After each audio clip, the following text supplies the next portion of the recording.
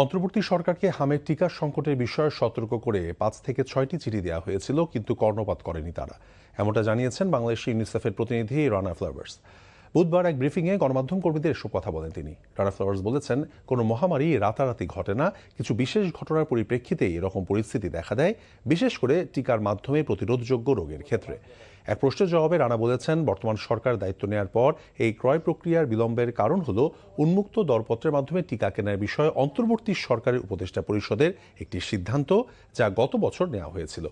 গত ২ বছরে বাংলাদেশে কোনো টিকার সংকট ছিল কিনা জানতে চাইলে রানা ফ্লাওয়ার্স বলেছেন, ২০২৪ সালেই টিকার সংকটের পূর্বাভাস দেওয়া হয়েছিল, যা পরবর্তী ২ বছরে বিভিন্ন রোগের ক্ষেত্রে প্রভাব ফেলতে পারে। The failure to order vaccines was not the result of no money in the Ministry of Health.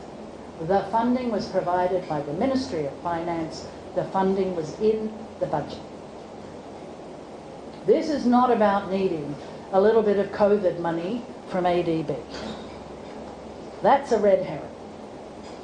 The reality is the budget was there. It was the decision around how to procure that had created a delay. And that will be the subject of an investigation, which I welcome,